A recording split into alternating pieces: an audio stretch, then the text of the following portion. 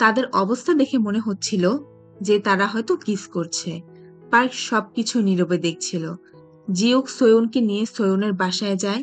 Park তাদের পিছু নেয়, কিন্তু দরজার বাহির থেকেই সে চলে আসে। পার্ক অনেক কষ্ট পায়। সে একটু আগে দেখা ঘটনাকে কোনোভাবে বিশ্বাস করতে পারছিল না। সে এতটাই ভেঙে পড়েছিল, রাস্তার ট্যাক্সি ড্রাইভারের সাথে অযথা ঝগড়া করে মার খায়। পার্ক সেদিন একা একা রাস্তা দিয়ে হাঁটতে হাঁটতে চেয়েছিল সোয়নের সাথে যেন তার আর কখনো দেখা না হয়। বন্ধু নাবুক তাকে সান্ত্বনা দেওয়ার চেষ্টা করে। নাবুক বলে, পার্ক, ও তোমাকে ডিজার্ভ করে না।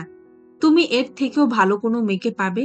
কিন্তু পার্ক এসবের কিছুই শুনতে চাচ্ছিল না। পার্ক কান্নায় ভেঙে পড়ে। সে মনে মনে প্রতিজ্ঞা করে সে আর কখনোই কাউকে ভালোবাসবে না। নাবুক বন্ধুকে হাসাতে মজা করে বলে, বছরের প্রথম স্নোফল যেদিন হবে আমরা সেদিন স্নোবল ফাইট করব। এটা শুনে পার্ক হেসে দেয়। পরদিন সকালে সোয়ুন যখন ময়লা ফেলতে যাচ্ছিল, তখন সে একটি বাড়ির মডেল দেখতে পায়। মডেলটি দেখে সে চিনে ফেলে, কারণ এটি তার স্বপ্নের বাড়ির মডেল ছিল, যেটা ডিজাইন সে পার্ককে বলেছিল। সোয়ুন তখন পার্কের সাথে দেখা করতে আসে। পার্ক সেদিন খুব শান্তভাবে বলে, আমি আর তোমার চেহারা দেখতে চাই না। পার্ক চুপচাপ সেখান থেকে চলে যায়। এরপর সেদিনই বছরের প্রথম স্নোফল হয়।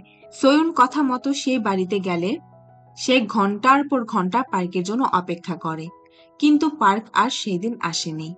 রাতে সে ফিরে যাওয়ার আগে সে তার একটি ক্যাসেট সেখানে রেখে যায়, যেন পার্ক আসলে বুঝতে পারে সোয়ন এসেছিল।